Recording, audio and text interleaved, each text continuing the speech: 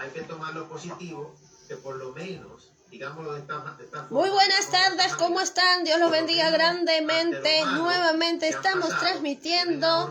Conmigo es aquí en Mar del Plata, en la ciudad de Buenos Aires, Argentina. La que les habla es Marixa Reyes de la ciudad de Mar del Plata, en la cual me encuentro y me dirijo a todos ustedes, a una comunidad nacional e internacional. Un gusto para mí, es un placer nuevamente poder transmitir y poder dirigirme ante ustedes. Hoy tenemos un tema muy especial en la cual celebramos dentro de la Argentina el Día de la Memoria. El Día de la Memoria es un día muy particular para todos los argentinos, en particular porque es un día en la cual se conmemora y se da el recuerdo en la máxima expresión, la cual recordamos aquellos moveres que en la Argentina se realizaron de forma ilícita dentro del tiempo militar, en la cual se encontraba en el poderío en el tiempo de los 90. En aquella época, mientras que estaban las sociedades dentro de un glamour de espectáculo, de entretenimiento y de sucesos, actividades mundiales, pues también se estaba trabajando en lo oculto, en lo secreto, se podría decir. Sucesos aberrantes, sucesos que iban en contra de lo que es la dignidad humana, en la cual muchos defendemos, en la cual muchos realmente hablamos acerca de estos temas. Lamentablemente, en ese tiempo se dieron sucesos muy violentos ante muchas familias de clase media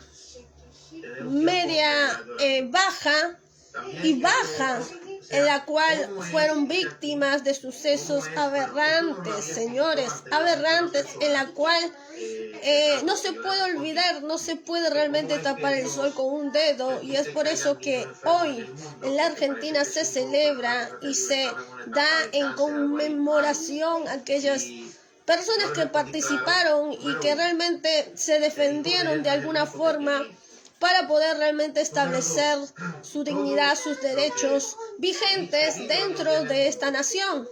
Pero también podemos recordar los atroces moveres que se realizaron dentro de esa época, y en la cual muchas familias, muchos seres humanos, muchas mujeres, muchos hombres y niños también, porque hablamos de niños desaparecidos, hablamos de hombres que fueron también expuestos a muerte, y también a mujeres en abusos sexuales y en exposición de lo que es tráfico de todo tipo, señores, porque cuando hablamos de estos temas realmente no sabemos a dónde paran estas personas, muchas veces bajo tierra, muchas veces partidos, descuartizados, desmembrados, o muchas veces vendidos a lugares desconocidos.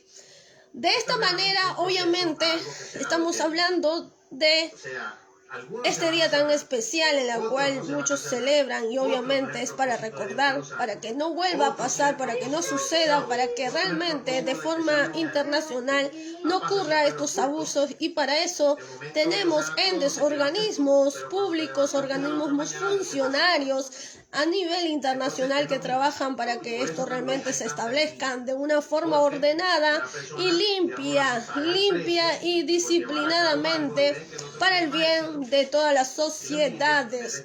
En esto, obviamente, muchos de los organismos privados pues no van a defender, pues no van a estar realmente respaldando ni tampoco garantizando ciertos funcionarios públicos, defensores de forma internacional. ¿Por qué? Porque no les conviene, porque son los opositores ante tales crueldades, ante tales circunstancias que pasaron en los años pasados, y obviamente siempre van a estar vigentes para esos funcionarios. Estamos hablando de la ONU, quiere decir, estamos hablando de los derechos internacionales, en la cual la ONU respalda, en la cual la ONU tiene a su cargo, en la cual supuestamente la ONU tiene que defender de forma internacional, de forma nacional, de forma hacia muchas naciones. Pues la ONU es el organismo principal en la cual tiene esa defensa totalitaria para poder realmente garantizar los derechos de los humanos, para defender en casos extremos. Obviamente que todos los casos realmente aberrantes, casos atroces que se han pasado por la humanidad, pues lo tiene la ONU. Entonces, muchas veces hay organismos privados que muchas veces no van a querer, obviamente, garantizar el organismo de la ONU en un respaldo. ¿Por qué? Porque son los opositores de todas esas transgresiones que se han realizado con fuentes privadas, obviamente. Y hay una lucha de internacionalmente que se prepara y que también se da su defensa, porque todo esto ha sido un mover en la cual se ha preparado, se ha planificado, pero como estamos hablando, pues todo lo malo, todo lo que realmente no se trabaja en forma conjunta, pues termina en decadencia. Y es por eso que hoy, dentro de lo que es la memoria, entonces hablamos de sucesos del terrorismo, hablamos de los desaparecidos, hablamos de niños desaparecidos, hablamos de el militarismo dentro de la autoridad suprema, y hablamos de planes en conjunto de forma internacional para operar en conjunto con naciones dentro de Latinoamérica para realmente sufragar a intereses propios. Y es por eso que muchas de estas gestiones que se han dado pues han sido también en propios intereses particulares que no tienen nada que ver con la humanidad, que no tienen nada que ver con las sociedades, que no tienen nada que ver con los países. ¿Por qué? Porque lo que nosotros queremos, señores, es querer realmente garantizar nuestra familia unida, garantizar nuestra familia en una paz, en un son de paz. Y ese son de paz, muchas veces esta gente no tiene el interés, de garantizar ese son de paz. ¿Por qué? Porque simplemente sus intereses son muy personales, que no son compartidas de forma comunal, sino que de forma particular. Muchas veces hemos hablado dentro de mi plataforma por qué se genera toda esta división de poderes, por qué se genera el apropiamiento del poder y de esa manera subestimar o sublegar a otros o otras entes para poder tener fuerza de control. De esta manera, señores, hoy vamos a hablar un poquito más acerca de lo que realmente pasó en los años 90, y quien les habla pues ha sido una de las víctimas de todos esos sucesos. Quiere decir, es una familia directa de lo que realmente ha padecido esta ola de sucesos que han sido aberrantes contra el derecho humano, contra la dignidad humana, contra las transgresiones que muchas veces familias son víctimas por el poder, obviamente, del gobierno a cargo. Y es por eso quien les habla obviamente tiene la autoridad moral para poder dirigirse a ustedes y poder hablar de esta manera. ¿Por qué? Porque así también yo cuando niña también pues fui víctima directa, en la cual obviamente me encuentro en la ONU como un caso particular. en la cual obviamente defiendo obviamente los derechos humanos, defiendo realmente lo que es la dignidad, me inclino dentro de esa barrera, me inclino ante esto. ¿Por qué? Porque así como yo, muchas familias sufrieron abusos extremos y realmente crueles, en la cual se mencionan dentro de estos organismos de Corte Suprema, en la cual llamamos defensa de los individuos, en la cual sufrieron o fueron víctimas de sucesos aberrantes, de alta realmente de alto desdén o desvalor que se puede dar ante un cargo, mejor dicho, ante un poder que ejecuta dentro de una nación. Déjeme decirle que en estos ámbitos, pues aquí en la Argentina, pues ha habido también sucesos que realmente hoy, particularmente hoy 24, pues han sido memorables, en la cual muchos de los argentinos no pueden olvidar. No pueden olvidar, ¿por qué? Porque ha sido el sufrimiento de muchas familias y a la vez la lucha de muchos para que hoy, 24 de este mes, en la cual hablamos, pues se celebre tal día en memoria a aquellas víctimas, en memoria a aquellas familias, en memoria de aquellos desaparecidos, en memoria de aquellos que lucharon por defender lo que es suyo propio. Y es por eso que también en esa lucha, en esa defensa, pues también garantizan el derecho de otros también individuos. En busca de una lucha individual, pues genera también en conjunto un beneficio para muchos a causa de una tragedia de quizás de un individuo, pues también genera también la bendición, o mejor dicho, el reconocimiento general para aquellas personas que realmente están al frente y que están realmente siendo voceros de los derechos de cada ciudadano, de cada individuo, siendo voceros de ejecutar deberes y disciplinar también funcionarios o funciones que deberían acatarse simplemente a lo que ya está establecido. Y muchas veces dentro de esa lucha, obviamente hay días como estos, días en particular en la cual uno celebra, o mejor dicho, da memoria de por qué realmente uno defiende ciertas o se pone en ciertas posturas, pues también ha sido el sufrimiento de otros y ha sido también la lucha de otros y ha sido un constante riesgo que muchas veces otros han tenido que caminar y han tenido que pasar para poder realmente defender o dar criterio a ciertas cosas que pasaron y que no queremos repetirla porque no queremos repetir.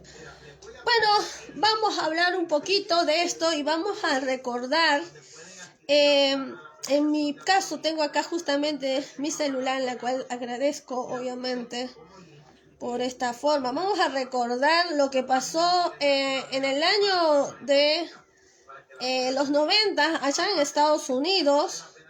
Estados Unidos estaba enfrentando en el año 90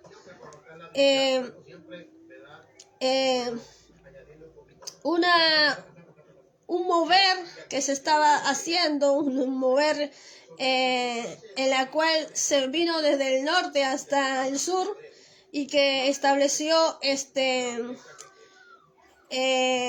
vamos a encontrarnos con ciertas imágenes. Lo estamos haciendo acá en vivo nada más, en la cual lo vamos a ir narrando para poder entender un poquito, porque quizás la generación nueva pues no lo entiende y no lo sabe. Pues tenemos acá en el año 90 tenemos 2000, tenemos a Bin Laden, tenemos las Torres Gemelas, que fue lo último que finalizó con este proceso de persecución en Estados Unidos, que termina obviamente con la Torre Gemela en la destrucción, pero fue la caducidad definitiva en la cual Estados Unidos proporciona a que realmente no pase más esto en Estados Unidos, pero anteriormente hubo un camino de persecución en Estados Unidos de fuentes terroristas que habían ingresado al país y que se habían establecido con un plan de ataque y que había sido de una persecución de muchos años en conjunto, y obviamente el procedimiento fue en la cual una persecución, una búsqueda de encontrar a los terroristas que se habían establecido en Estados Unidos. En aquella época no había la inteligencia artificial no estaba, ni tampoco las redes sociales, no había tampoco la evolución de la tecnología que tenemos actualmente, pero obviamente fue un proceso limitado en la cual se manejaban de otra manera. Hoy por hoy lo encontramos mucho más fácil. ¿Por qué? Porque hay otras fuentes. Pero en aquel tiempo, cuando estaba Bin Laden, que empezó allí un proceso de persecución y una búsqueda continua de poder encontrar a los verdaderos causantes de ciertas olas de ataques en contra de Estados Unidos, pues entonces viene desde el norte este olaje de violencia en Estados Unidos hasta el sur. ¿Por qué? Porque se fomenta un rechazo completamente. Se empieza a dar un rechazo constantemente ante todos estos sucesos que realmente se habían instalado en Estados Unidos, y que dentro de Estados Unidos, en América Central y América del Sur, pues había dado un plan de ataque. Quiere decir, lo que había estado perdurando en Estados Unidos por algunos años, pues en América del Sur pues se consideró también un modo o un medio de poder atacar o traer el terror, el miedo, para así subestimar o sublegar a los ciudadanos, a ciertas sociedades, con el terror, con el miedo. Y esto también se fecundó en los gobiernos, se fecundó en las naciones, para poder así de esa manera litigar la masa, litigar de forma conjunta, y de esa manera violentar a los países. Bueno, vamos a seguir escuchando y viendo, porque vamos a hacer un pequeño resumen en todo esto. Había muerto en un operativo militar de sus tropas en Pakistán. Número dos, tenían estabilidad porque eran edificados. O sea, un montón de cosas que hacen estos evangélicos no edifican. Al-Qaeda, el grupo yihadista que aterrorizó al mundo en 2001, autor de los ataques a las Torres Gemelas y el Pentágono en Estados Unidos. El movimiento fue fundado a finales de la década de 1980 y liderado por Osama Bin Laden, un multimillonario de origen saudita. Al-Qaeda, que en árabe significa la base o el fundamento, empezó siendo un movimiento para apoyar a los musulmanes que luchaban contra la Unión Soviética durante la guerra de Afganistán. En 1989, los rusos se retiraron, Al-Qaeda se mantuvo activo y empezó a expandirse, operando principalmente desde Afganistán. Sus militantes se oponen a la presencia extranjera en tierras islámicas, por lo que Estados Unidos se convirtió en su principal enemigo. En 1998 atentaron contra las embajadas de Estados Unidos en Nairobi, Kenia, Dar es Salaam en Tanzania, y también organizaron un ataque suicida en el año 2000 contra un buque de guerra estadounidense en Yemen. En 2001, militantes asociados con Al-Qaeda protagonizaron los ataques del 11 de septiembre contra Estados Unidos. Un avión de la aerolínea American Airlines impactó en la torre norte del World Trade Center de Nueva York, y minutos más tarde otro avión de United Airlines se estrelló contra la torre sur. Un tercer avión chocó contra el Pentágono y una cuarta aeronave que tenía como objetivo el Capitolio cayó en una explanada en Pensilvania. Los aviones fueron secuestrados por pilotos que Osama Bin Laden reclutó en el año 2000. Entre ellos había estudiantes que vivían en Alemania y un ingeniero que estudió en Estados Unidos. El grupo terrorista provocó la muerte de casi 3.000 personas. Esto marcó el inicio de la llamada Guerra contra el Terror, declarada por el entonces presidente George W. Bush. En octubre de 2001, miles de soldados estadounidenses llegaron a Afganistán bajo el pretexto de que los talibanes escondían a Bin Laden. After a firefight, they killed Osama bin Laden. El 1 de mayo de 2011, el presidente Barack Obama anunció que el líder de Al-Qaeda había muerto en un operativo militar de sus tropas en Pakistán. Bueno, señores, como ustedes pueden ver, esto fue obviamente muy bien visto en lo que en ese tiempo estaban en los medios de comunicación, pues fueron muy bien informados.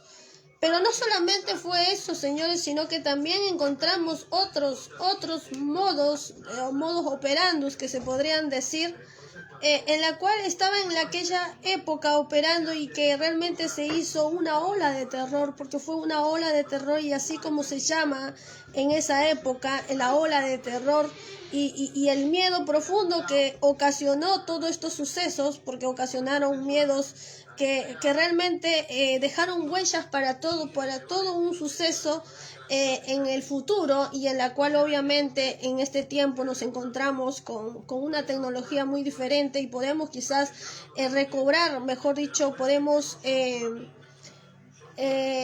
dar memoria a todos estos sucesos. Pero ¿qué pasaba en la Argentina mientras que todo esto estaba aconteciéndose? Pues en la Argentina estábamos viviendo sucesos aberrantes también, sucesos que realmente nos motivaban a realmente a tener una motivación en la cual nos da ahora de poder decir nunca más pueda suceder esto dentro de la Argentina.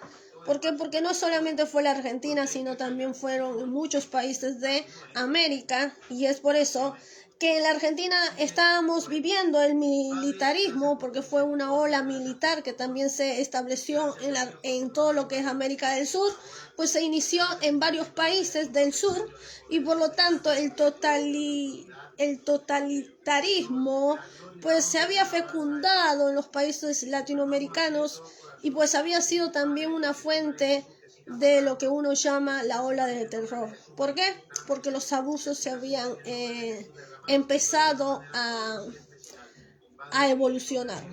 Bueno, en aquel tiempo, en el año 1990, pues la Argentina estaba en manos de ciertos gobiernos, en la cual obviamente en este tiempo no lo queremos recordar, porque recordamos mucho más allá del gobierno Menem o el gobierno de los que estaban alrededor en distintos países, Pinochet, Belaunde y muchos presidentes, pero lo voy a mencionar esto principalmente porque no vamos a ir dentro de estos países, en la cual se notaba mucho el militarismo, el totalitarismo, la autoridad, el absolutismo de la autoridad máxima que se ejercía dentro de estas naciones. Y esto es por eso que los abusos se hicieron de forma continua, de forma masiva y sin pudor y sin miedo, y causando el terror. Por eso llamamos tiempos de terror, tiempos en la cual el miedo se penetraba en los individuos y en las sociedades. En aquel tiempo nos encontramos no solamente por el gobierno de Menem, que supuestamente algunos dicen que fue muy bueno y que realmente promovió esto y promovió el otro y promovió tanto y tantas cosas. Pues en aquel tiempo pues nosotros estábamos viviendo, mejor dicho, en la Argentina se estaba viviendo historias realmente preocupantes, y quiero traerlo otra vez de nuevo a la memoria, porque queremos saber lo que realmente pasaba en ese tiempo. En ese tiempo se vivía bochornos completamente horribles y vamos a encontrarnos lo que es la noche de los lápides o de los inocentes que algunos dicen, y vamos a mencionar más o menos un poquito de la realidad, señores, porque no queremos hacer una introducción histórica, sino solamente recordar un poco nada más, porque tenemos mucho por recordar.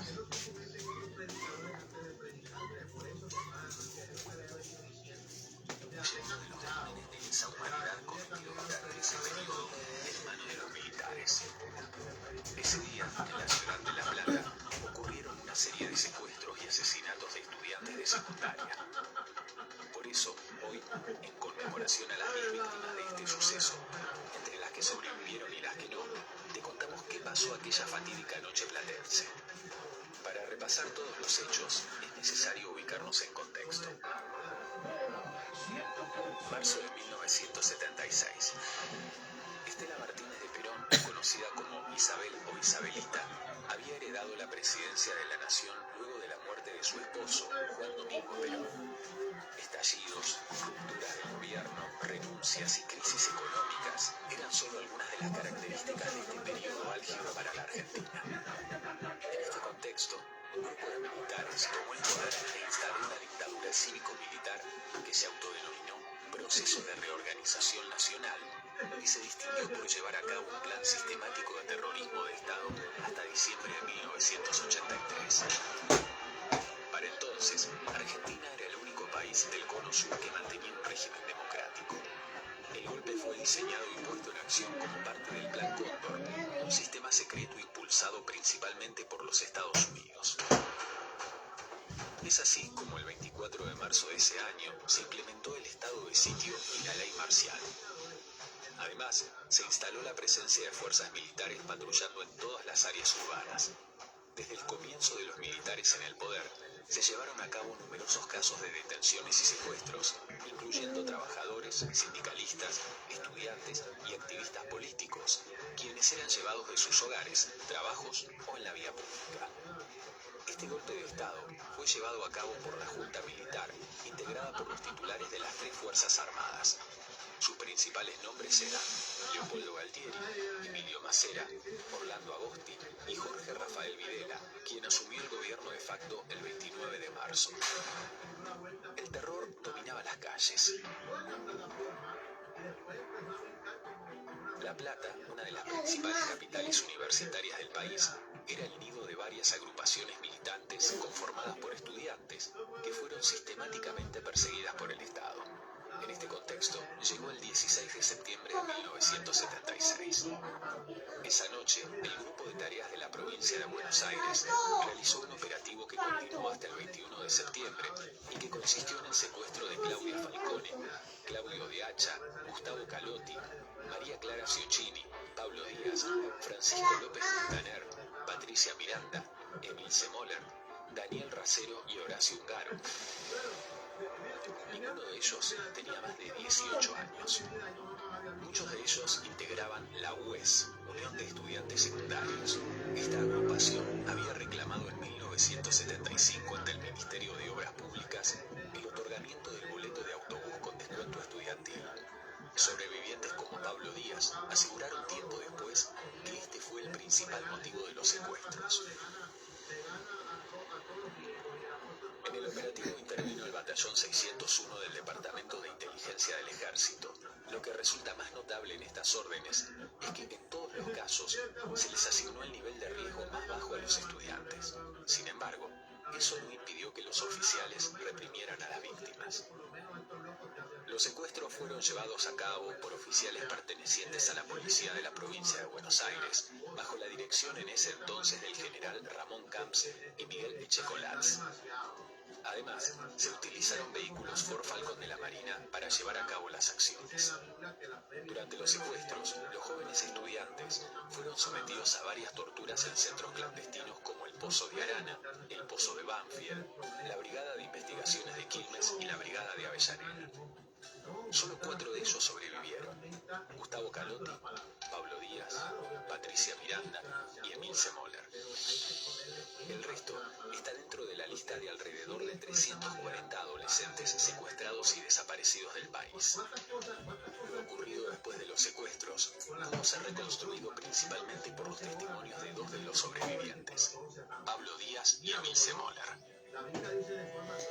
Señores, como ustedes pueden ver en este testimonio breve, señores, porque vamos a ir a otros testimonios también. Esto fue en la Argentina y es por eso que recordamos hoy 24, es el Día de la Memoria, pero en general, ¿por qué? Porque en ese tiempo, señores, en la cual llamamos la ola de terror, porque fue una ola de terror que provino desde Estados Unidos con el modo operandus que se había establecido dentro de Estados Unidos con grupos terroristas que habían venido desde el lado de Oriente, con ciertos grupos que venían desde el Oriente a establecerse en Estados Unidos con un plan de poder destruir fuentes de conocimiento, fuentes de educación, fuentes para poder así de esa manera limitar quizás las capacidades, los conocimientos y crear un manejo interno desde adentro a través del terrorismo, obviamente, y a esto lo llamamos el totalitarismo, quiere decir encontrar esta fuente de control absolutamente propio para poder operar de forma, obviamente, aliándose de Estados Unidos con fuentes políticas para establecer mecanismos en la cual no se pudo obviamente lograr y que fue una persecución. ¿Por qué?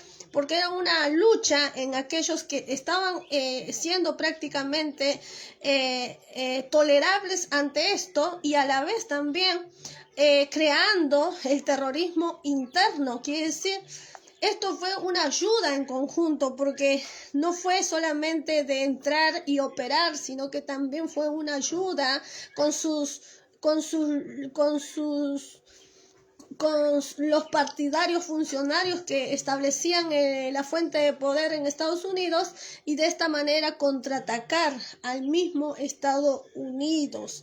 En ese tiempo, obviamente, entre esa búsqueda, pues se hicieron muchos ataques, se hicieron muchas violencias, ocurrieron muchas desgracias, en la cual obviamente se encuentran dentro de los sucesos, o mejor dicho, en los casos de lo que es la ONU. La ONU tiene toda esta fuente de recopilación de todo lo que sucedió en América y en otros países, obviamente, cuando hablamos de estos incumplimientos o de estos sucesos inhumanos en la cual se establecieron en distintas naciones.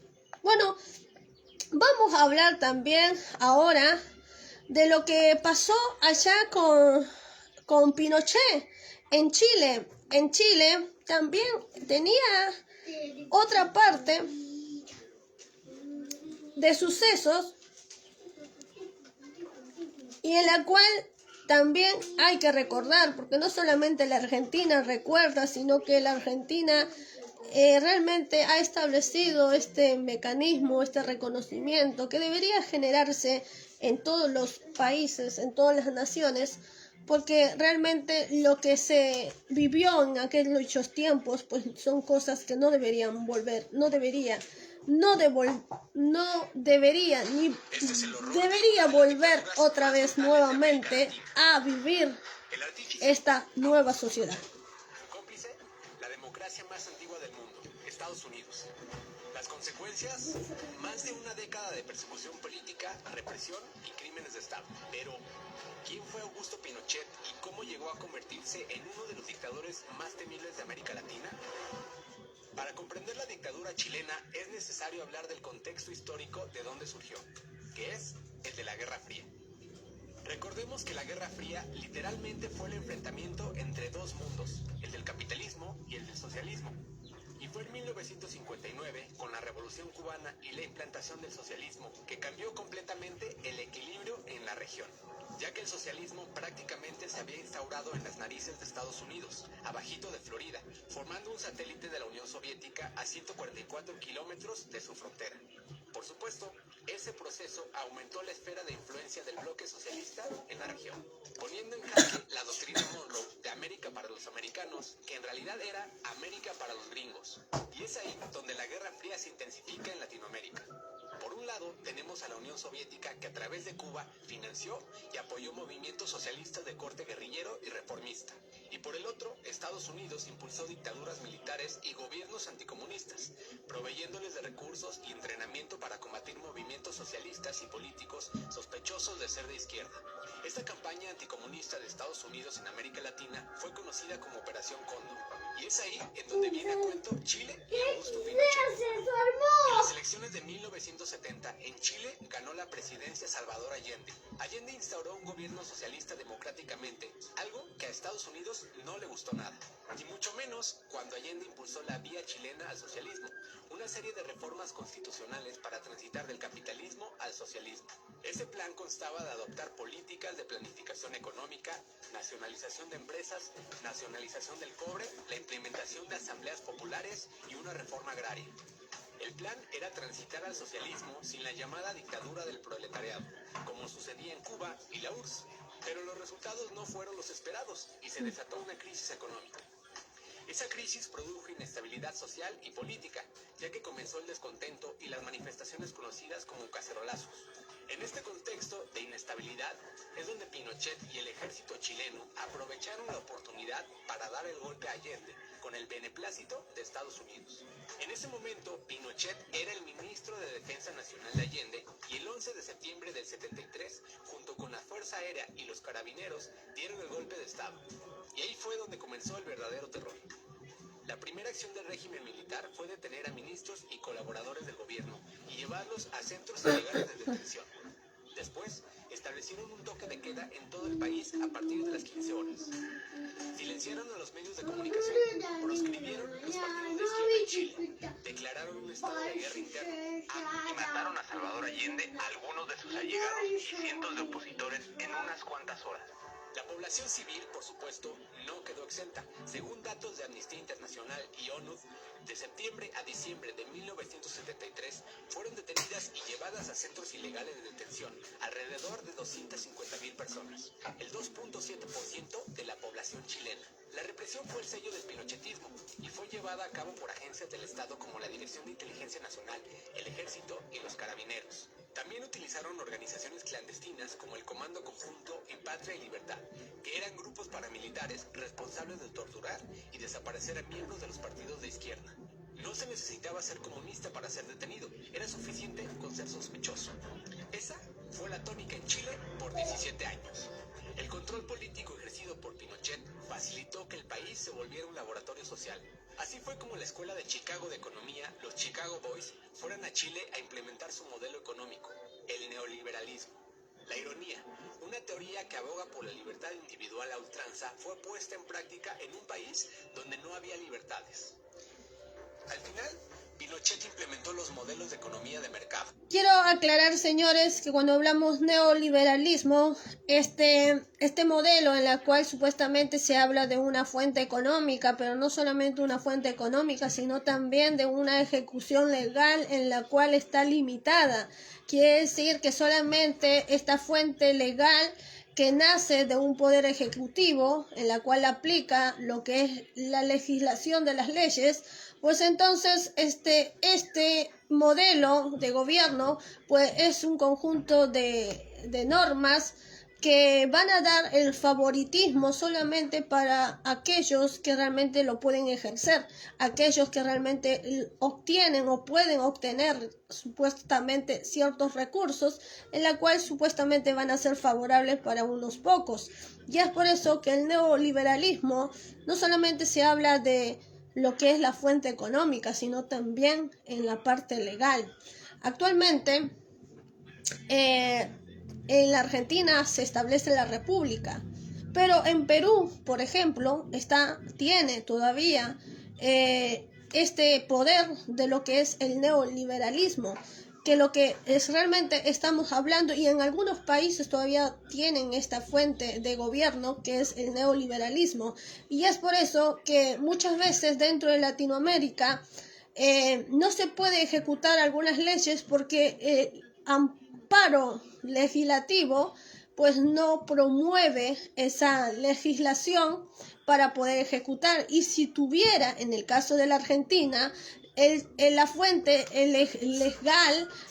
legal, pues tampoco hay realmente quienes lo puedan ejecutar, porque si bien está el poder ejecutivo, pero muchas veces dentro de la corrupción es socavado y muchas veces no se puede realizar realmente esa ejecución de leyes en beneficio de la sociedad. ¿Por qué? Porque simplemente existe la corrupción.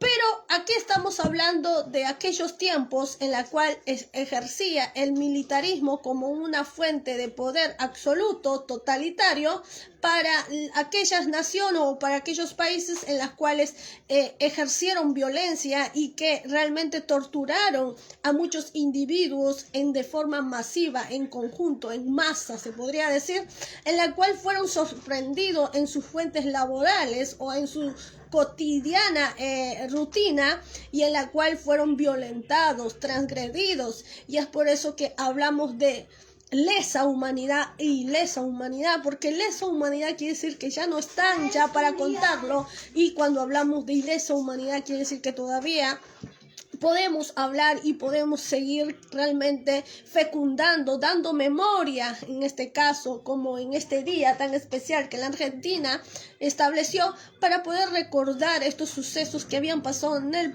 pasado y que en nuestra actual generación pues tienen que realmente tener presente todos estos sucesos para poder realmente poner el límite de la balanza en una justicia en la cual sea favorable para muchas personas.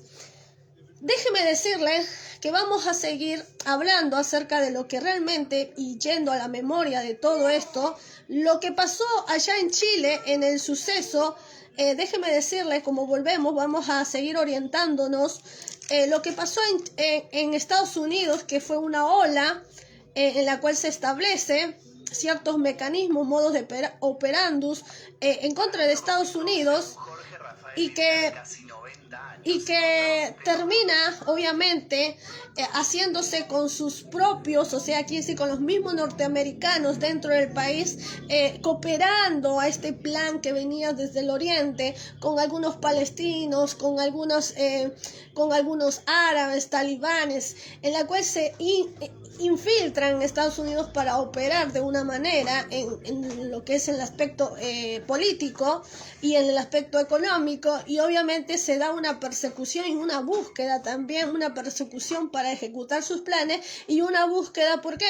Porque las autoridades obviamente que no estaban de acuerdo y que están garantizadas para que realmente no se gesten todas estas violencias, pues estaban en un continuo trabajo de poder buscar realmente a los opresores, aquellos que estaban realizando todo esto, pero también en ayuda, porque también estaban los otros funcionarios políticos que estaban ayudando a que realmente se siga estableciendo todo este terror que se había establecido en Estados Unidos, y que fue de a poquito bajando hasta llegar al sur, en la cual obviamente se opera en Chile y se va estableciendo, mejor dicho, se va dando raíces en muchos países de Latinoamérica, con el proceder obviamente de Centroamérica. Por eso cuando hablamos de Centroamérica pues nos evocamos o nos enfocamos a lo que es Cuba, o lo que fue Cuba en el pasado,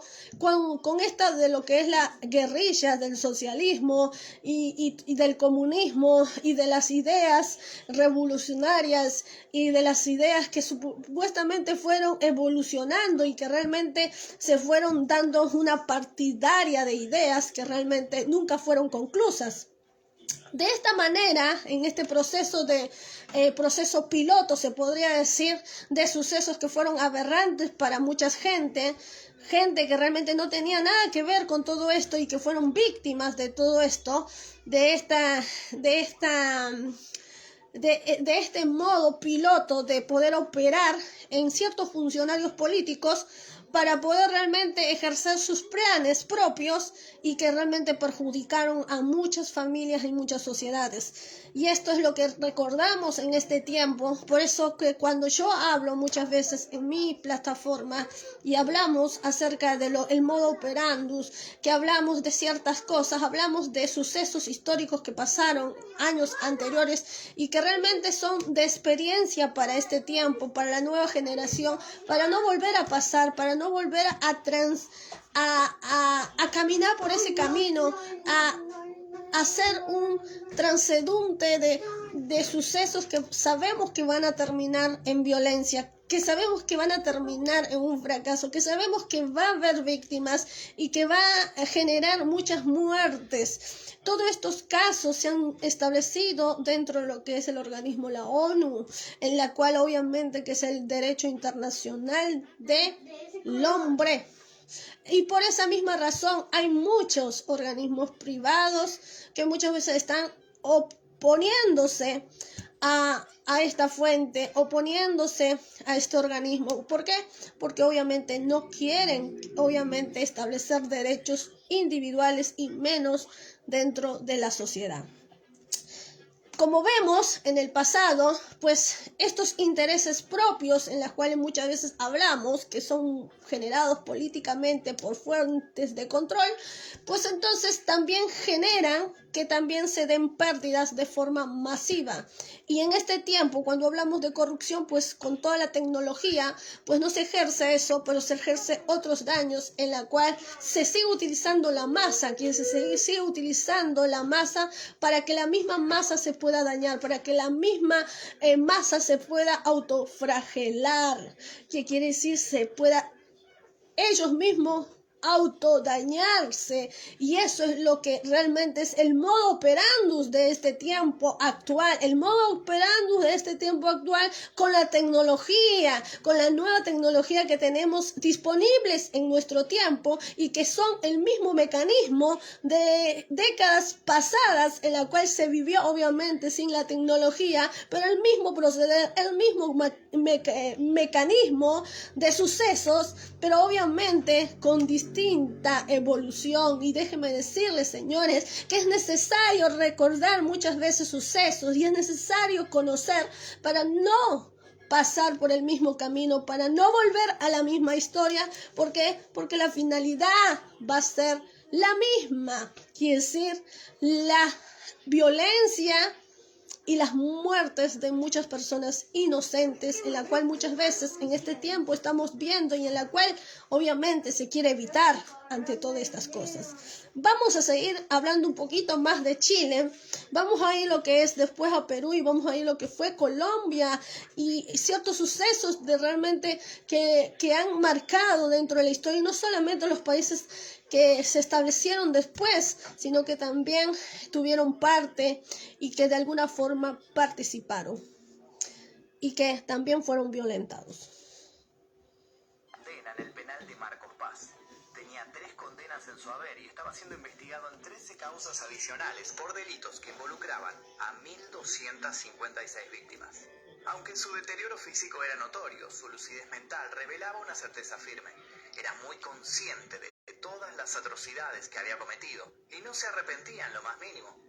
En cada entrevista que brindaba se encargaba de reivindicar la dictadura, sosteniendo a su vez que el peor momento para los militares había llegado con los Kirchner, en referencia al expresidente Néstor Kirchner y su esposa, la en ese entonces presidenta Cristina Fernández. Y es que el primero fue quien reabrió los juicios por delitos de lesa humanidad e impulsó la derogación de las leyes que habían protegido a cientos de militares acusados, según el represor, por un espíritu de absoluta revancha, y se refería a ellos como los enemigos derrotados de ayer, que cumplieron su propósito y hoy gobiernan el país.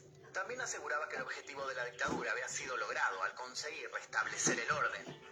Víctima de fuertes dolores como consecuencia de una escoliosis, la delgada figura de quien antaño había sido un poderoso dictador no admitía que nadie osara tratarlo como a un débil anciano.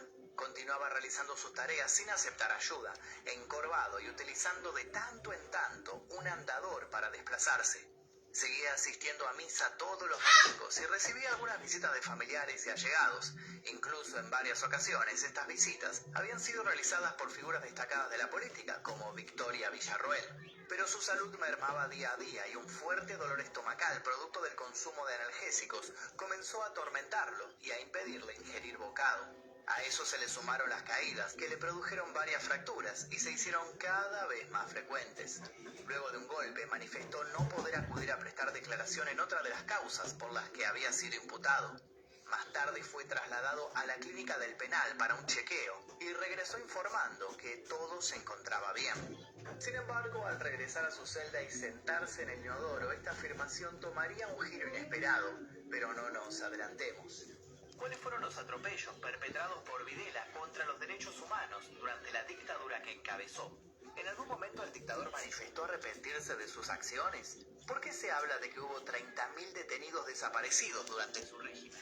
Responder estas preguntas nos va a llevar hasta el 17 de mayo de 2003. Déjenme decirles, señores, con el tema de algunos sucesos políticos que establecieron, de algunos personajes políticos que se establecieron en la historia y que ayudaron a quizás a defender el carácter de cada nación, pues fueron fuentes de ayuda, fueron personas que quizás ejerciendo alguna autoridad a cargo, pues ayudaron a que el camino se aclareciera y tuviera otro rumbo, y es por eso que no debemos ignorar eso.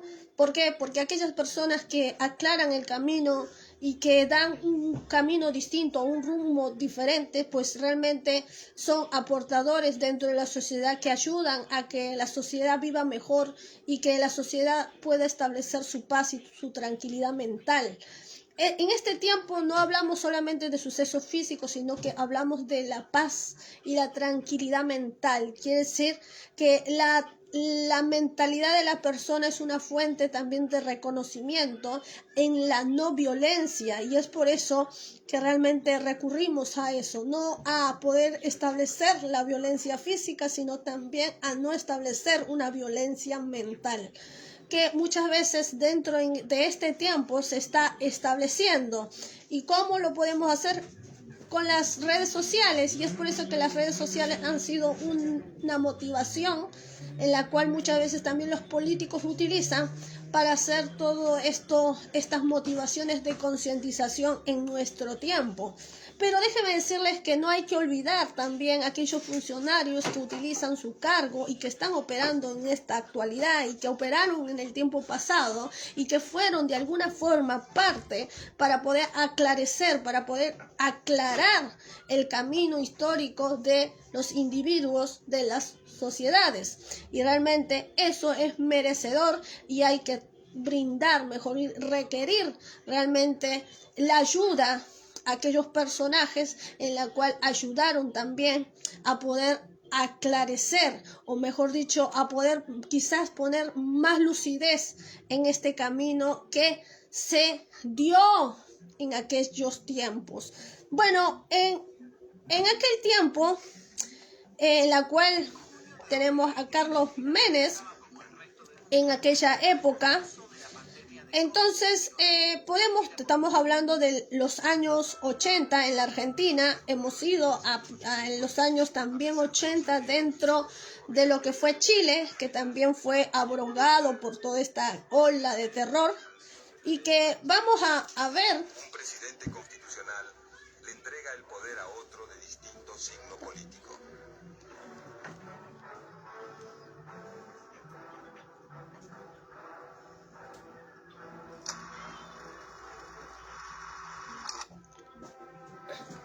En 1989, Carlos Menem llega al poder apelando a los postulados históricos del peronismo.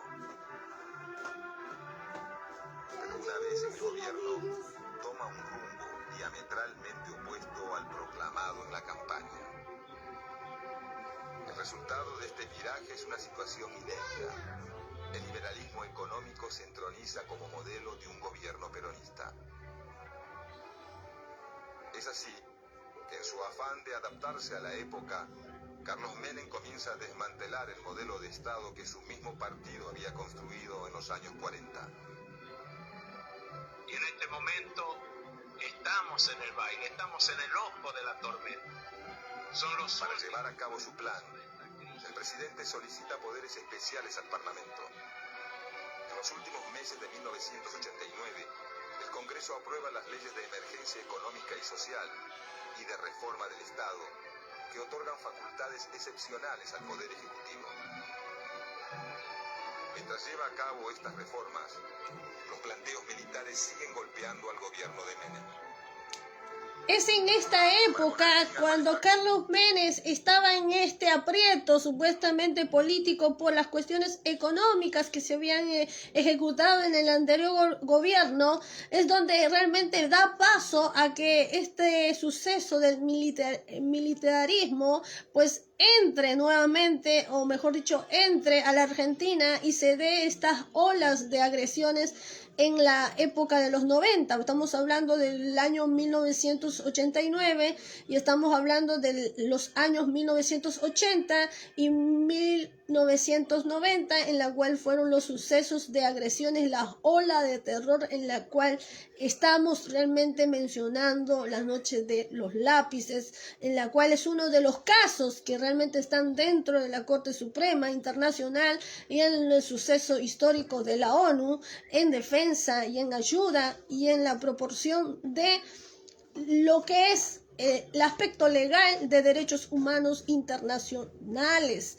Estamos hablando de la noche de los lápices, un suceso en el cual realmente fueron violentados ciertos estudiantes, adolescentes en aquella época, en la cual estaban dentro de las universidades y que fueron desalojados, fueron secuestrados, llevados, no sabemos hasta el día de hoy dónde fueron llevados y dónde estuvieron o qué realmente fueron de sus vidas, y solamente algunos supuestamente se puede decir algunos referentes que realmente se encuentran dentro de este tiempo, pues algunos referentes que pueden hablar y dirigirse como yo, señores, en el cual estoy hablando y también he sido víctima de todos estos sucesos porque yo soy pariente directo y es por eso que tengo autoridad moral para poder hablarlo.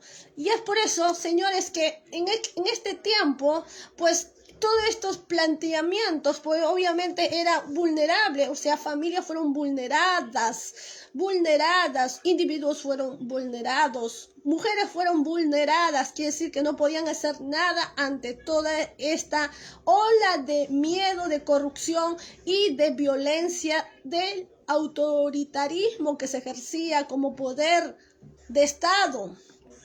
Entonces, de esta manera, fueron realmente violentados y no realmente se sabe un poco de la historia, pero no vamos a ampliar, pero sabemos realmente lo que fueron expuestos estos muchachos, a qué duros tratos y qué violencias se ejercieron en aquel tiempo en estos ámbitos, en estas cuestiones de el poder absoluto, ¿no?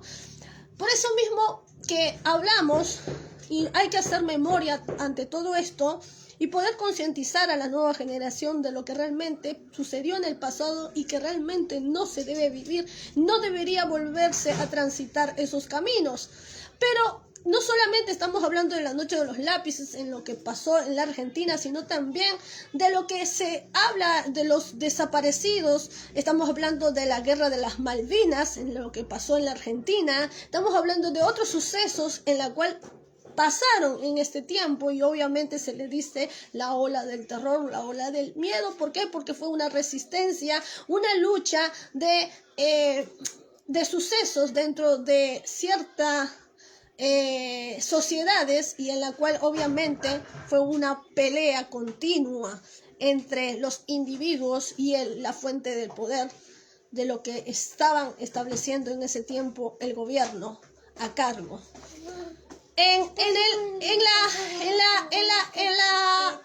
la época de Pinochet, pues hubo muchos transgresores, muchas personas trabajadoras en la cual que trabajaban y que fueron prácticamente desaparecidos, violentados, secuestrados, y que realmente fue una persecución continua a aquellos que se oponían ante el gobierno de Pinochet. Y no solamente eso, sino que también vamos a ir ahora mismo a lo que pasó allá en lo que es el gobierno peruano, en la cual nos encontramos en este tiempo, y que realmente necesitamos y queremos que realmente pueda haber un reconocimiento de parte del gobierno actual ante todos estos sucesos que pasaron en aquella época.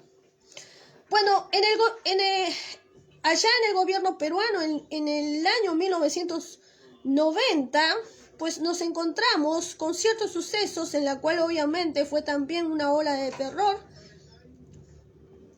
y en la cual realmente vamos a hablar porque ha habido muchos sucesos, y en la cual vamos a mencionar y vamos a recordar.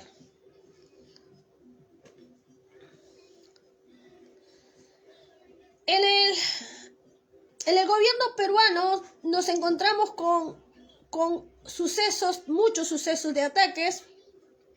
Uno de ellos, pues tenemos acá, en la cual realmente ha sido muy duro. Y vamos a mejor mencionar con esto, en la cual va a ser mucho más divertido. El ideológico ha causado a lo largo de la historia de la humanidad mucho más divertido y materiales en los entenderlo países donde así. se han desarrollado. En el Perú causó una aterradora espiral de violencia y destrucción que agravó su nivel de pobreza, su división social histórica y contribuyó con el atraso económico. El conocimiento de los crímenes cometidos y el de sus perpetradores deben servir de lección para evitar reincidir en la oscuridad. Proyecto Panaca presenta Historia del terrorismo en el Perú. Sendero luminoso. El camino de la muerte. Los niveles históricos de pobreza existentes en las zonas altoandinas y en la selva del Perú, debido principalmente al abandono del Estado, sumieron a una gran parte de la población peruana en el atraso y el desconocimiento. La juventud campesina esperaba por generaciones alguna salida para su situación de escasez y necesidad, sin encontrar respuesta alguna. Así, en 1959, durante el gobierno de Manuel Prado, esta situación sería abordada con la reapertura de la Universidad Nacional San Cristóbal de Huamanga, lo que daría un impulso social y económico a la región sur del Perú, especialmente a la provincia de Ayacucho, una de las regiones con mayor índice de pobreza y abandono en aquel momento. Dicha universidad no solo abriría la estancia a grandes maestros como Julio Ramón Ribeiro, Luis Lumbreras o Antonio Cisneros, sino que permitiría que grupos políticos afiancen su posición en las aulas, siendo el más favorecido, sin duda, el Partido Comunista, que fortalecería su presencia, sobre todo en la juventud ayacuchana.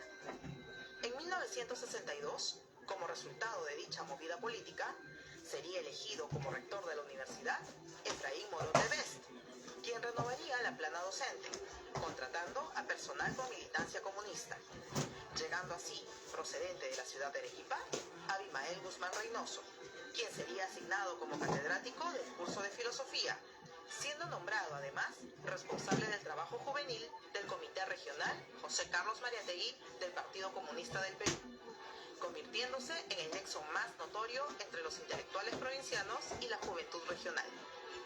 En 1963, Guzmán sería trasladado a la Facultad de Educación, iniciando un trabajo de adoctrinamiento a los futuros maestros. Por otro lado, aquel año ocurriría un cisma entre las dos principales potencias comunistas del mundo, la soviética y la china, lo que desencadenaría en 1964 en la escisión del Partido Comunista del Perú en dos facciones políticas: el Partido Comunista Unidad, de tendencia soviética, y el Partido Comunista Bandera Roja, alineado con el Partido Comunista Chino. En dicha lucha interna, déjeme decirle, quiero aclarar un poquito antes de poder seguir con esto.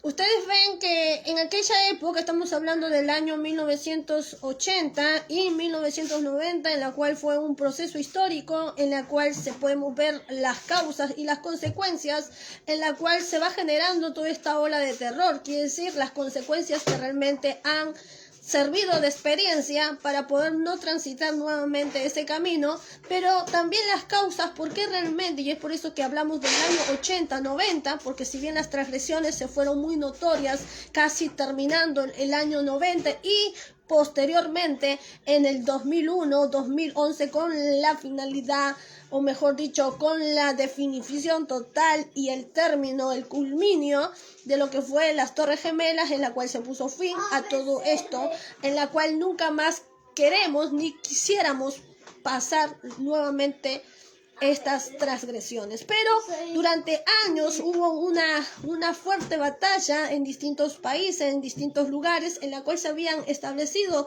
estos moveres, estos modos operandus dentro de la América, y en la cual quisieron establecer el terrorismo traído desde el lado oriente, desde el lado de la parte oriente, con ciertos mecanismos y ciertas metodologías e ideas y filosofías desde el oriente establecido en América para poder implantar esta movida, quiere decir, a través de la violencia, a través del terror, poder someter a los individuos, a la masa, mejor dicho, a los ciudadanos, o mejor dicho, a las personas, para poder hacer una ejecución de forma masiva y sublegar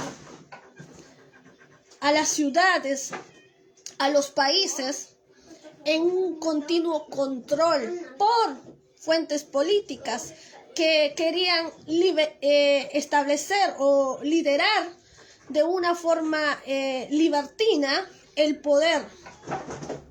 De esta manera se hace, no solamente que viene del norte, sino que viene del norte y que baja al sur y que se va estableciendo en distintos países de América, tanto en lo que fue en América Central como fue América del Sur.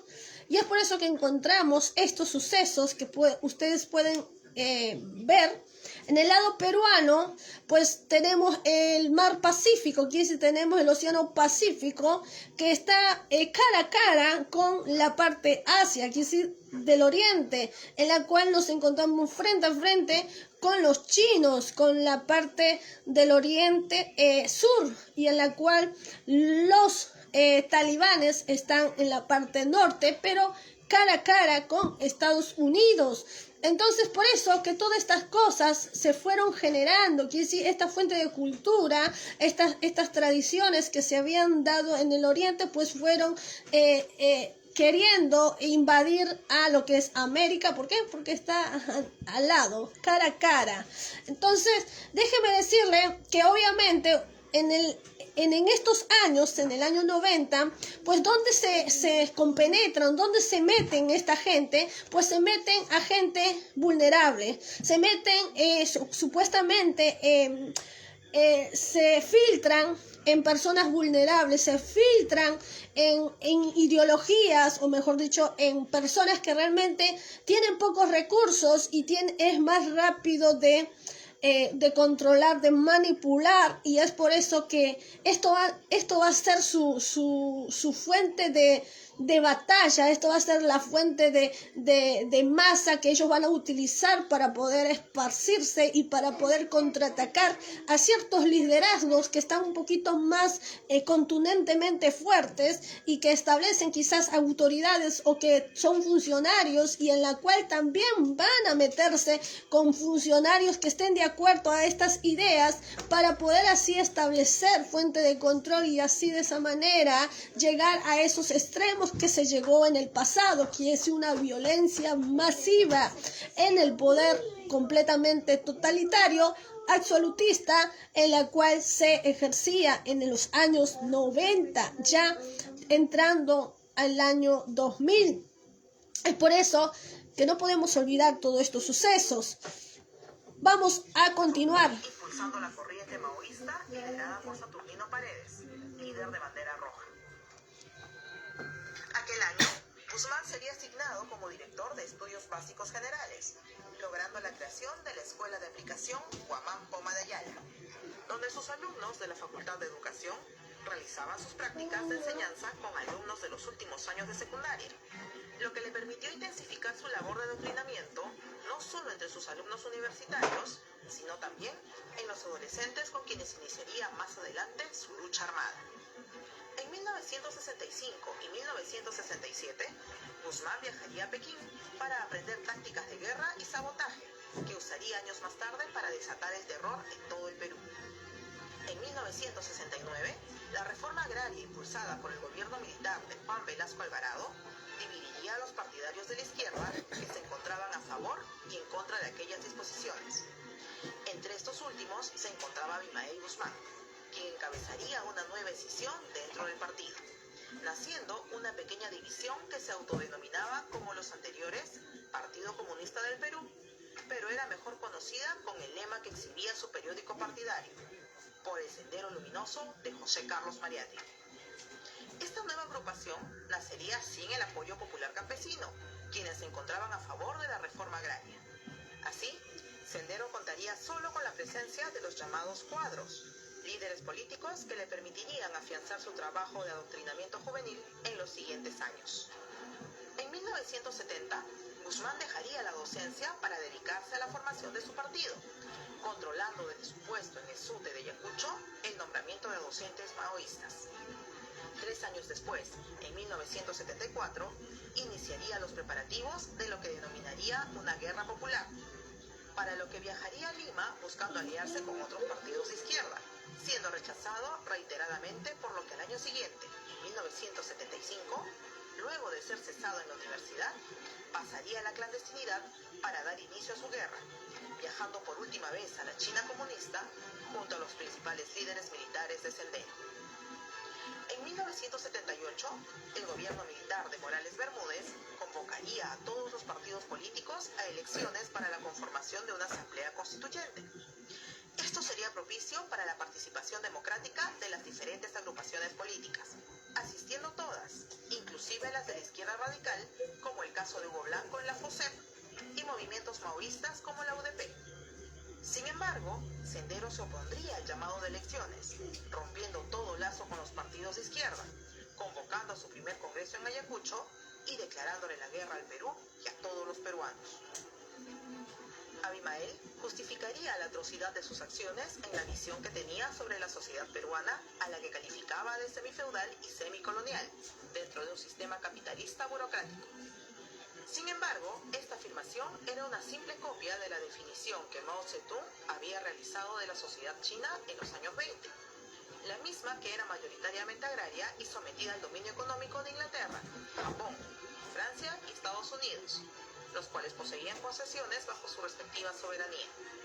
Al respecto, el Perú de 1978 era diametralmente opuesto a la China de Mao, ya que además de mantener intacta su soberanía, el feudalismo que pretendía atacar había sido socavado por la reforma agraria de 1968. Así, bajo la premisa mencionada, Abimael aplicaría al pie de la letra la sangrienta estrategia de Mao, la misma que ocasionó cerca de 70 millones de muertes en China y que establecía que la lucha debía iniciarse en los campos para luego cercar las ciudades. La aplicación de esta estrategia en el Perú sería denominada años más tarde como el pensamiento Gonzalo. El 19 de abril de 1979 egresó la primera promoción de la Escuela Militar del Sendero Luminoso, denominada ILA 80, en alusión al inicio de la lucha armada, comenzando sus operaciones el 17 de mayo de 1980 con la quema del material electoral en la comunidad ayacuchana de Chuschis.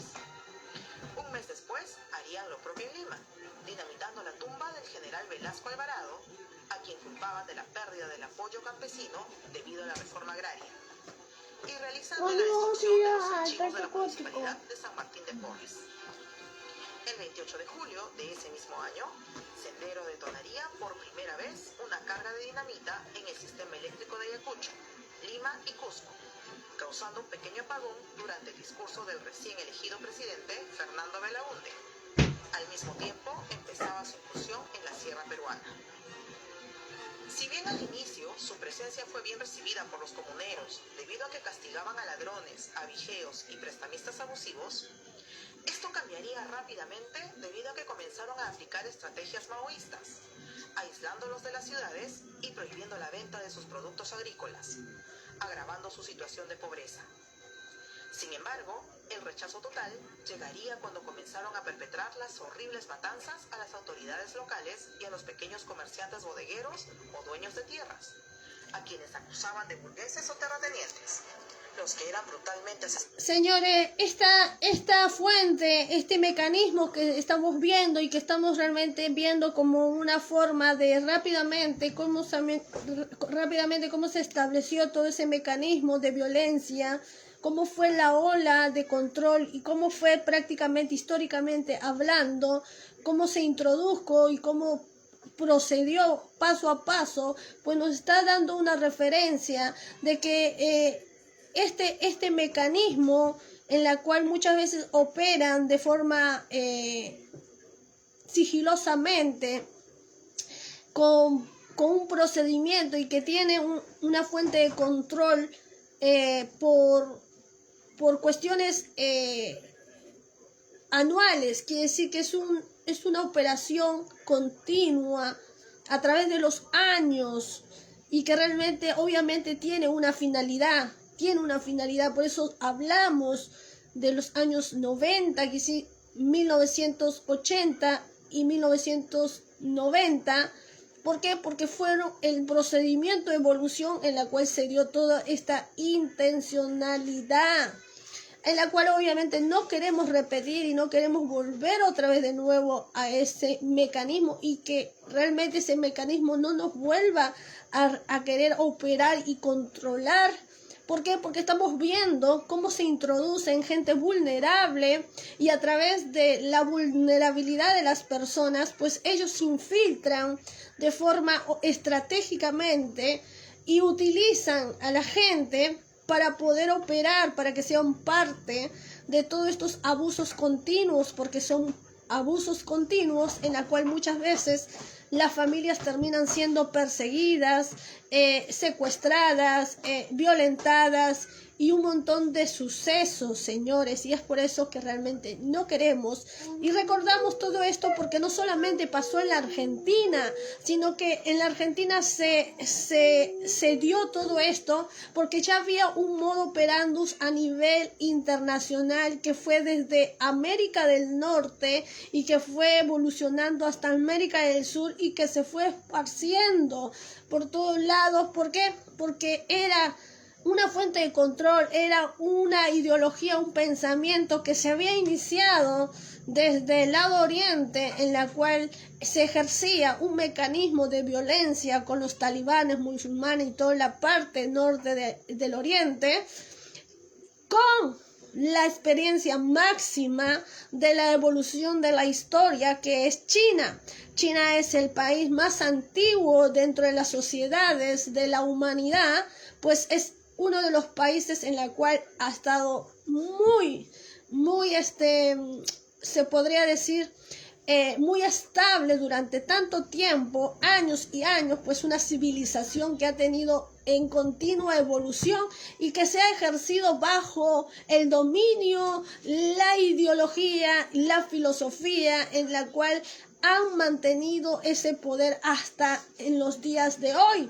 Y es por eso que China ha evolucionado quizás en mecanismos, en tecnología y en todo, pero moralmente, espiritualmente hablando, señores, y yo que me manejo en la fuente espiritual y en el ámbito eclesiástico, pues ha sido una decadencia continua dentro de su pobre humanidad.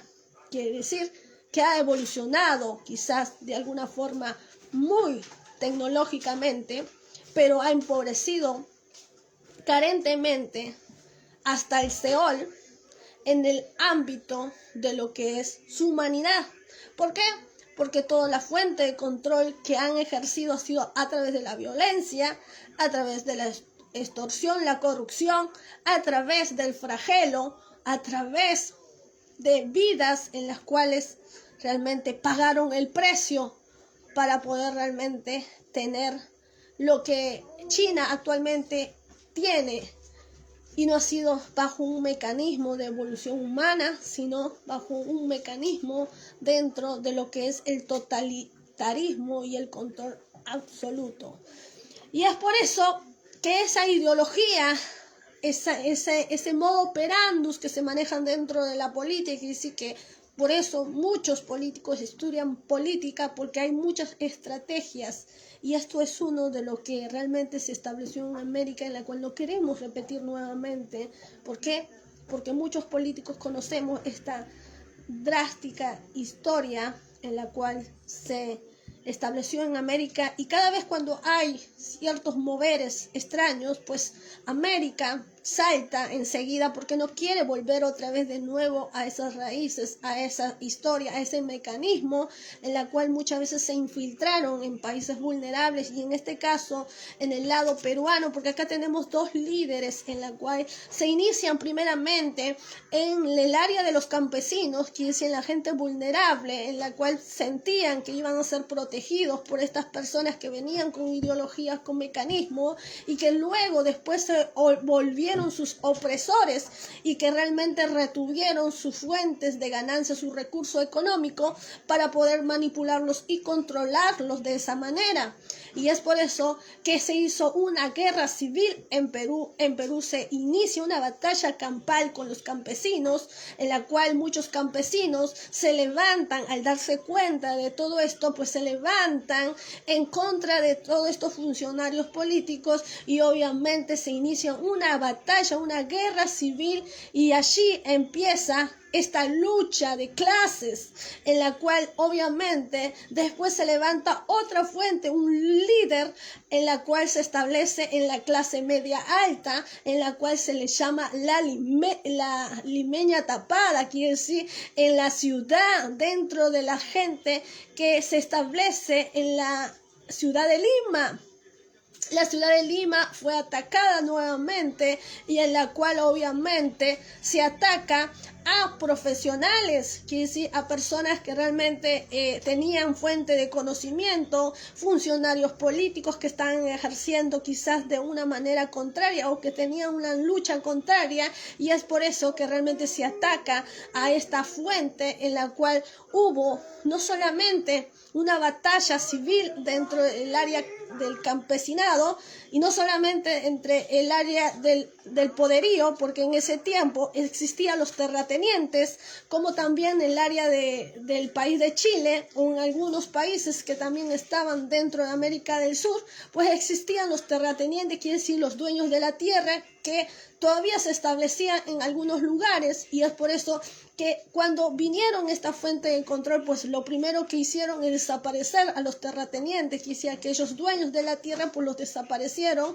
y luego tomaron su fuente económica para así ellos de esa manera quizás garantizar su batalla, o esta ideología o esta filosofía que venía ya desde el lado del oriente, del norte y del sur. En este tiempo nos encontramos con la guerra de Hamas. Hamas es un grupo terrorista que está actualmente, que se inició en el año 2023, en la cual fueron secuestrados muchas personas, no podemos decir judíos, porque allí, si bien estaban en Israel, vivían en Israel, era tierra judía, pero muchos de los que estaban allí eran gente extranjera, algunos judíos, y que vivían en ese lugar, en ese barrio, y en la cual fueron una mañana muy temprano sorprendidos, como estamos hablando en este tiempo actualmente en América, que fueron sorprendidos, violentados, sacados de su casa, sacados de su rutina y secuestrados, llevados en autos, en lugares en la cual muchos de allí murieron y otros están todavía esperando su libertad. Este fue el caso de Hamas, y es la cual muchos hablan, y que muchos quizás no dan estas noticias ni están siguiendo esto. ¿Por qué?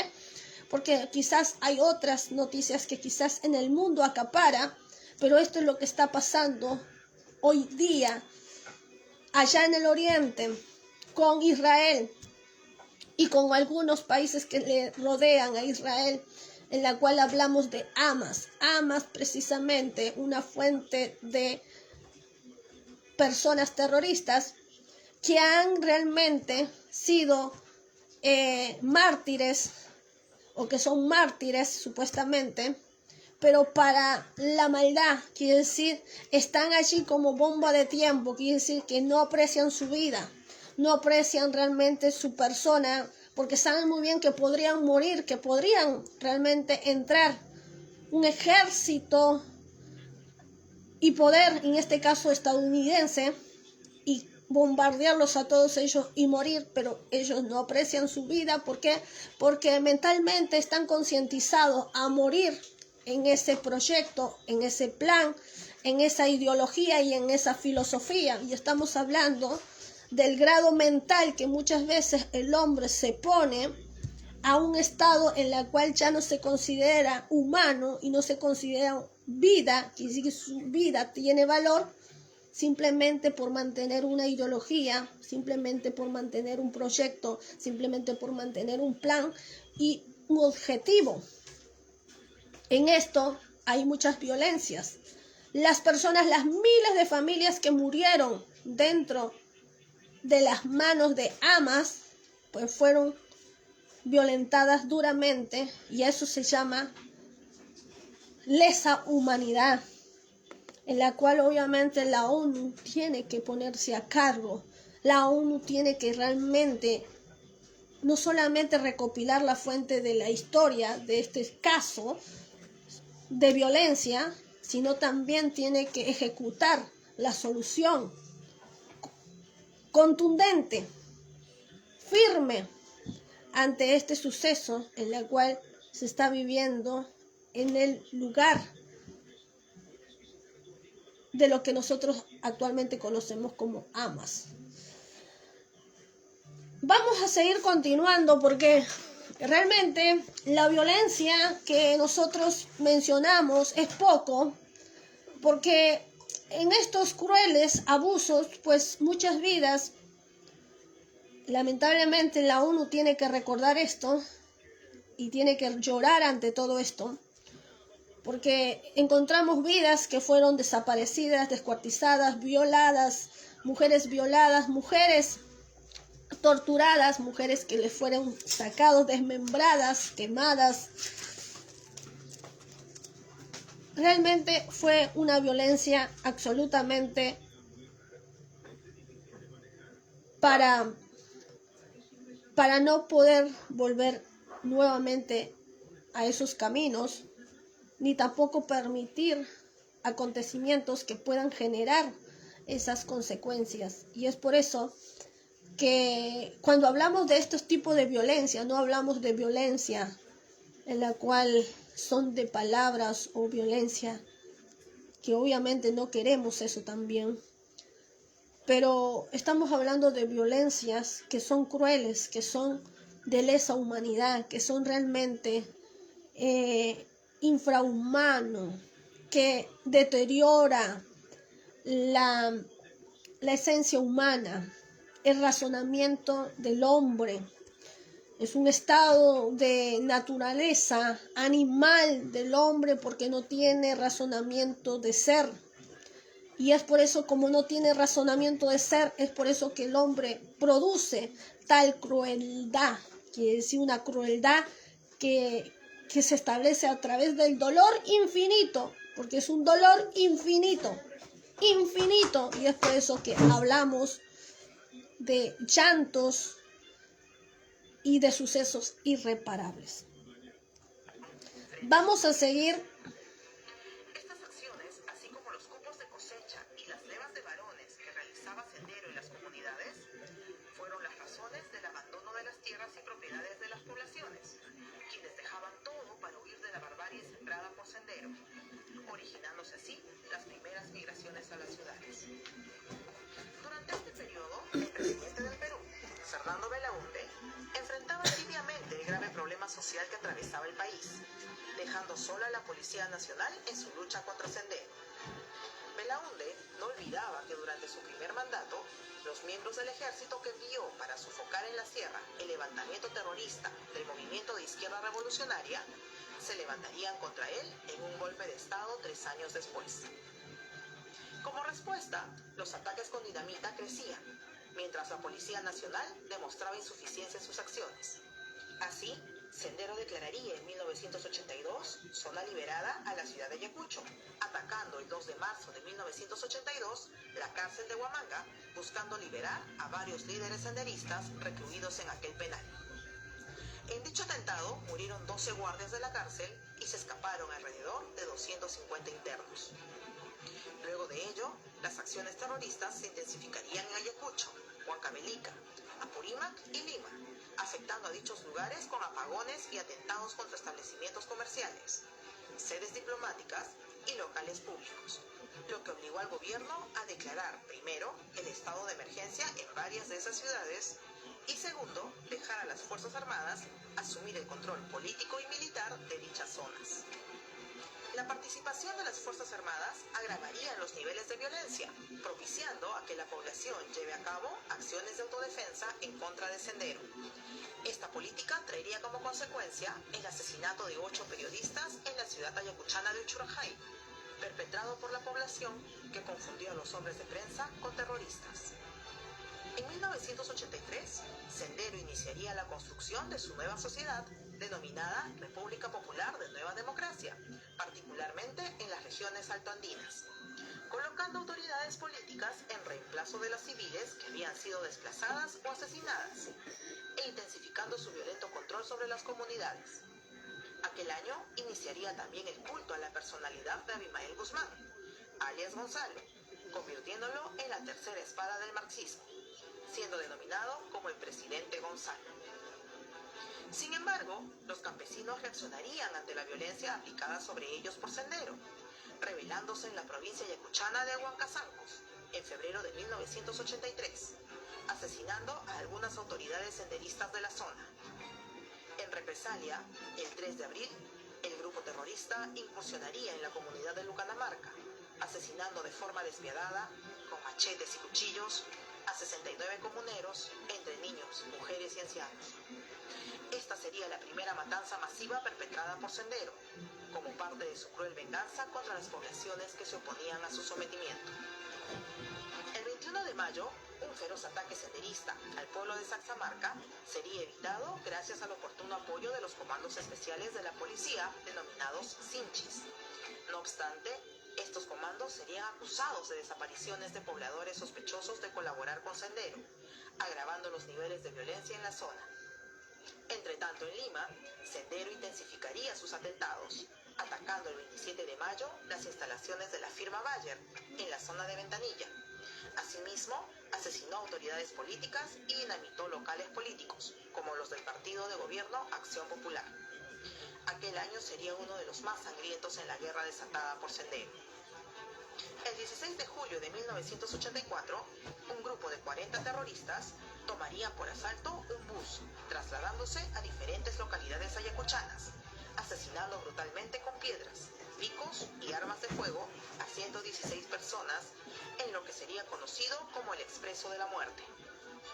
Por otra parte, Sendero militarizaría su movimiento con la creación del temible Socorro Popular, organización que a base de dinamita ensangrentaría aún más al país. Ante ello, el 20 de julio del mismo año, el gobierno entregaría al Comando Conjunto de las Fuerzas Armadas la planificación, ejecución y control de los planes antisubversivos en todo el país.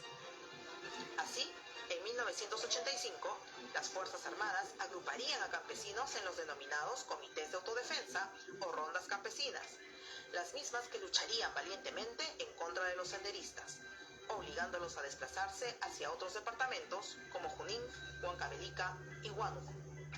El ingreso a este último departamento posibilitaría su alianza con el narcotráfico, que le proveería de dinero y armamento para los futuros atentados. El éxito de los comités de autodefensa obligarían a un mayor repliegue senderista hacia la costa norte y la selva e intensificaría los ataques terroristas en la ciudad de Lima. El 18 de junio de 1986, durante el gobierno de Alan García, varios grupos de senderistas que controlaban los penales del Frontón y del Urigancho se amotinaron, oponiéndose a su traslado hacia otros penales, desencadenando un feroz asalto por parte de la Marina de Guerra, el mismo que acabaría con la muerte de cerca de 300 reclusos, muchos de ellos importantes líderes terroristas. Durante 1987, Sendero atacaría a personalidades políticas en Lima, siendo el más trascendental el asesinato del presidente de la Empresa Nacional de Comercialización e Insumos, Rodrigo Franco, activo líder del gobierno aprista. Su nombre sería posteriormente usado para identificar un grupo paramilitar encargado de condenar a Sendero. A partir de 1989, Guzmán interpretaría erróneamente el repliegue de Sendero de la Sierra como una victoria, sin aceptar que dicho repliegue fue consecuencia de la valerosa lucha de los comités de defensa y del ejército. Este análisis erróneo lo llevó a afirmar que sus dirigentes aún controlaban las comunidades.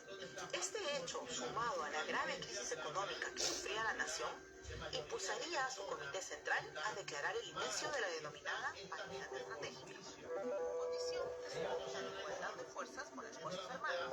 De esta manera, Sendero intensificaría sus ataques a diversas zonas del país, con el fin de expulsar a las fuerzas del orden y atacarlas.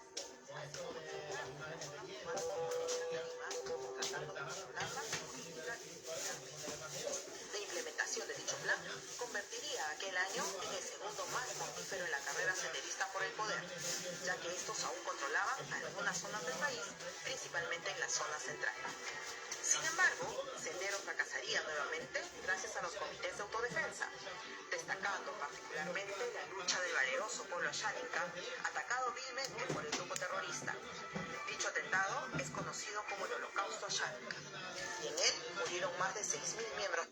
Vamos a hacer un frente acá. Estamos hablando de una guerrilla que se había iniciado con los campesinos allá en Perú, y que después se inicia otro liderazgo con otro líder terrorista, en la cual estamos hablando de Sendero Luminoso y estamos hablando de Abimael Guzmán, en la cual luego se dirige a Estados Unidos y termina en Estados Unidos con una muerte atroz. Realmente estos dos líderes que se establecieron dentro de Perú y que ejecutaron en una guerra civil entre sí, con gente vulnerable, con gente que realmente era inocente y que fueron prácticamente soldaditos de batalla para poder realmente de esa manera desplazarlos y controlarlos, manipularlos, considerándolo a toda esta gente terroristas, porque como ustedes ven, habían periodistas que se les consideraron terroristas y habían líderes políticos que se les consideraron terroristas, y habían campesinos que estaban supuestamente luchando, pero supuestamente también eran considerados terroristas porque eran ejecutados, matados, porque todos los que se oponían ante este plan, pues entonces eran considerados terroristas, todos eran terroristas. Pues no había acá una distinción de clases, ni tampoco había realmente un suceso en el cual se podía poner culpables a alguien. ¿Por qué? Porque todos eran considerados terrorismo. El terrorismo que habían ejecutado habían sido dado en una confusión en la cual todo aquel que no hacía lo que ellos decían, pues no eran partidarios o no estaban dentro de la ideología o de la disciplina de ellos, y todos aquellos que se oponían pues eran terroristas. Quiere decir, hombres y mujeres, familias, personas que estaban aquí, era una masacre.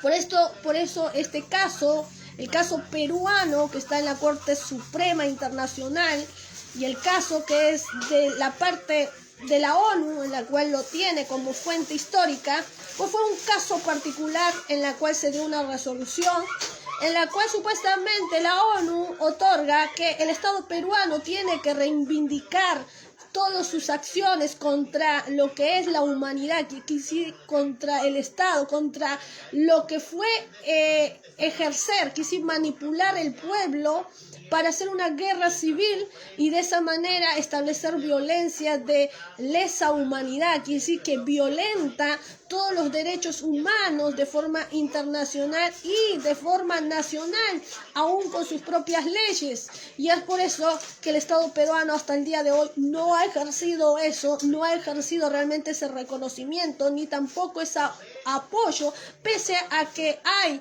una ola de concientización en la cual se llama el suceso de el nombre que es el caso de la verdad, que supuestamente estaba a cargo para dar una recopilación de los testimonios individuales de personas que habían vivido todos estos sucesos. Pero como ustedes ven, este suceso no queda solamente allí.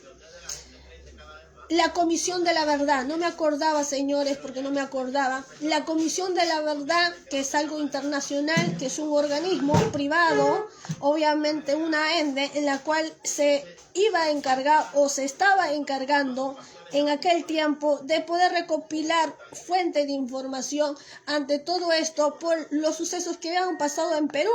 Pero ¿qué había pasado en Colombia?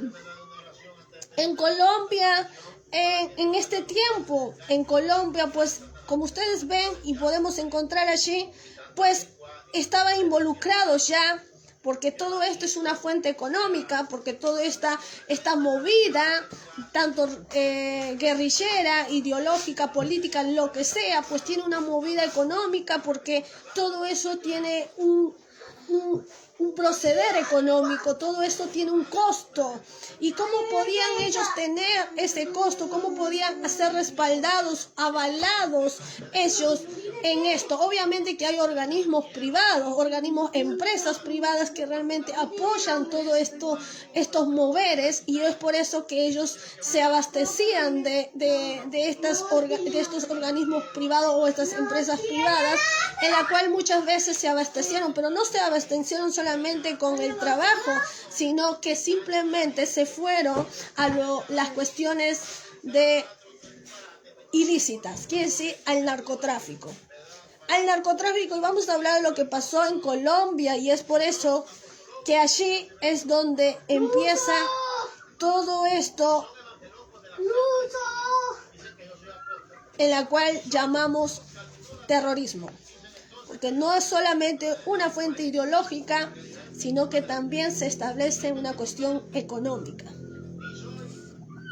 Y vamos a ir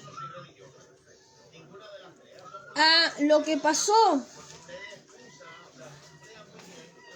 en Colombia. En Colombia podemos tener,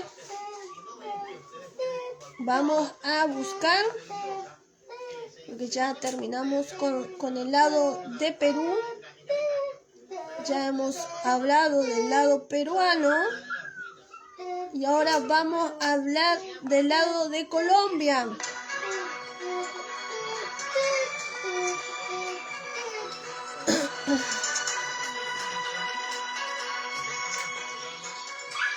Buenas noches. 1989 marca la historia de Colombia. Un año de Estamos recordando un suceso de lo que es la memoria.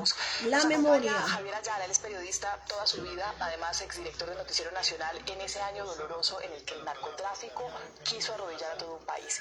Javier, buenas noches. Gracias por aceptar la invitación.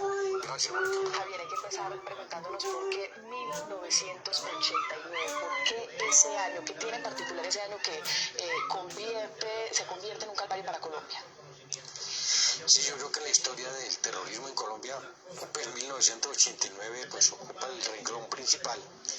Yo creería que ese año fue como el escogido para tratar de someter al Estado.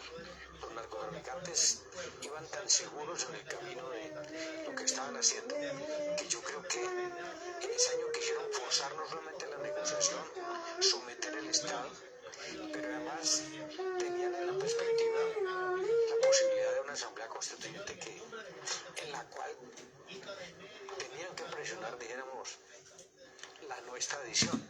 Yo creo que esto hace parte de toda la historia de 1989. Pues a modo de inventario de esta tragedia reconstruimos el año del horror, 1989.